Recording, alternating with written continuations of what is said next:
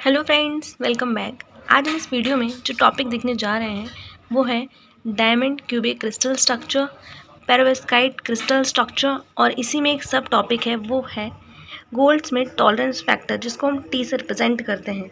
मैं साथ साथ ये भी जानकारी दे देती हूँ कि इस वीडियो में मैंने अपने हैंडमेड नोट से पढ़ाया है और साथ ही में मैंने एक जनरेटेड इमेज भी नोट्स की ऐड की गई है, जिससे कि आप उसको अच्छे से समझ पाएँ और उसको लिख पाएँ।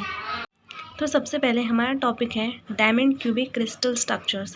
हमारे पास सॉलिड स्टेट फिजिक्स में बहुत सारे क्रिस्टल स्ट्रक्चर्स होते हैं, उनमें से एक है डायमंड।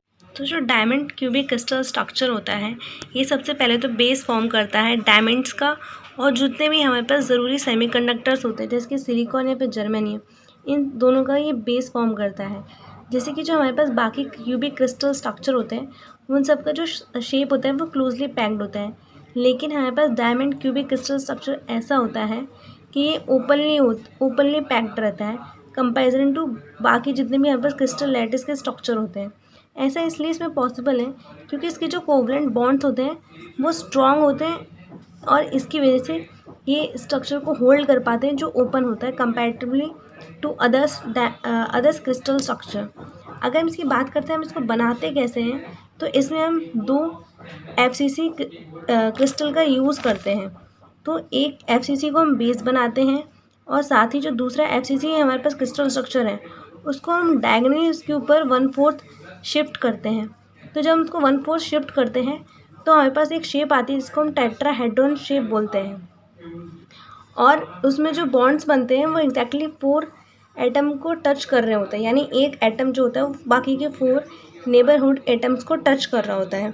अगर इसकी प्रॉपर्टीज़ की बात करते हैं तो इसका कोऑर्डिनेशन नंबर हमारे पास आएगा 4, क्योंकि एक एटम बाकी अपने 4 नेबरहुड को टच करता है। अगर हम बात करते हैं इसकी एटॉमिक पैकिंग फैक्टर की तो वो है 34%। इसका मतलब 34% वॉल्यूम ऑक्यूपाइड रहती है और 66% उसमें एम्प्टी स्पेस रहती है। अगर हम एटॉमिक पर यूनिट सेल की बात करते हैं वो है 8। जो 4 है वो हमारे पास फर्स्ट जो FCC लेटेस्ट स्ट्रक्चर था क्रिस्टल उसका बेस, और 4 आ रहे हैं हमारे पास जो हम शिफ्ट किया था जिस क्रिस्टल को उसके ऊपर, उससे आ रहा है, तो इसका हो गया 8। हमारे पास सेकंड टॉपिक है पेरोव्स्काइट क्रिस्टल स्ट्रक्चर। इसकी हम स्टडी इसलिए करते हैं क्योंकि इसके पास एक प्रॉपर्टी होती है, ये डिफरेंट टाइप के एलिमेंट्स को होल्ड कर सकती है, जिसकी वजह से हमें जो प्रॉपर्टीज़ देखने को मिलती हैं वो है सुपर कंडक्टिविटी, पीजो इलेक्ट्रिसिटी और सोलर एनर्जी कन्वर्जन। अगर हम आइडल पेरोव्स्काइट क्रिस्टल स्ट्रक्चर की बात करते हैं तो उसका स्ट्रक्चर होता है क्यूबिक लैटिस, जिसका जनरल केमिकल फॉर्मूला होता है AbX3।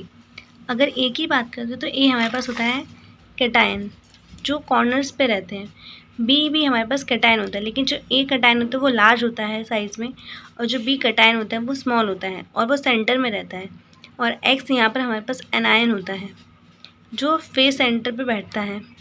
अगर हम इसकी प्रॉपर्टीज़ की बात करते हैं तो सबसे पहले इसका कोऑर्डिनेशन नंबर ए यानी कैटायन का है 12 और बी यानी स्मॉल कैटायन का है 6 एनायंस।